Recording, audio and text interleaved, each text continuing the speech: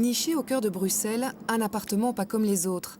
C'est là que vivent Abby et ses colocataires. Elles sont toutes mineures, venues de loin et sans famille. Une fois par semaine, Yves les rejoint en soirée. Il est là pour les soutenir dans leur autonomie, pour les aiguiller, mais aussi pour les rassurer. Je rejoins les jeunes ici et c'est pour voir un petit peu l'état d'esprit, l'ambiance dans la maison, comment ça se passe d'une manière générale. Est-ce qu'il y a des petits problèmes? Est-ce qu'il y a des courriers qui sont arrivés et qui sont importants, qui émanent du CPAS ou de la commune? La vie de ces jeunes filles est bien différente de la plupart des adolescentes.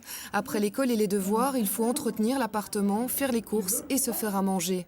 Des tâches qu'elles assument sans problème parce qu'elles veulent s'en sortir. Le courage, c'est très certainement leur qualité commune.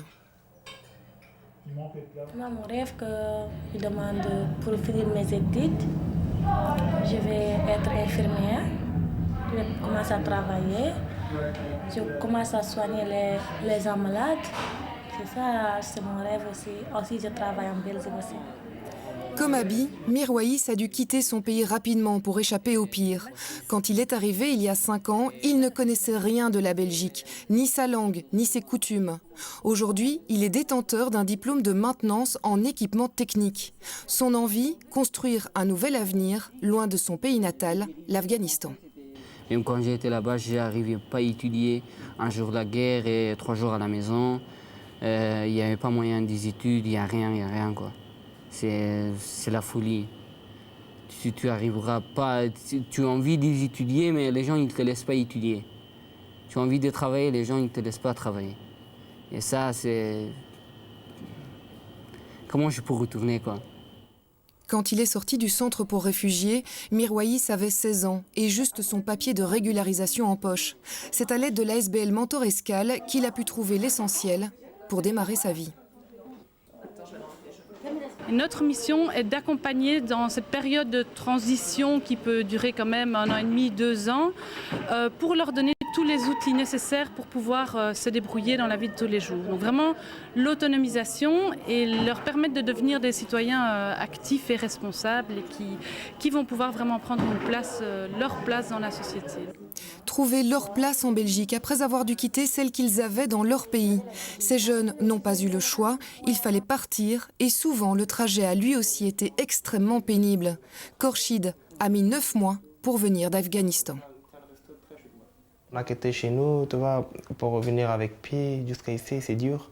Bateau, voiture avec pied, même quand on a marché 3 jours, 4 jours avec pied dans la montagne, avec de la neige, tu vois, comme ça. Mais j'ai vu des gens qui sont morts, tu vois, devant moi, tu vois, dans la cantinière, tu vois, dans le petit bateau, 40 personnes, 50 personnes, tu vois. Et dans le conteneur, tu vois, il y a des gens qui, après, ils sont fermes de conteneurs et après, beaucoup de gens, tu vois, 60 personnes, 70 personnes, et ils ne peuvent pas respirer, tu vois. Pour ça, ils sont morts dedans. Et j'ai vu beaucoup de problèmes, de trucs comme ça, tu vois.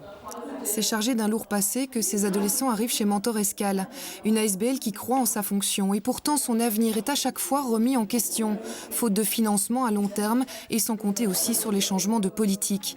Ici, on est pourtant convaincu du rôle de l'ASBL, comme ce rendez-vous incontournable tous les mercredis autour d'un repas.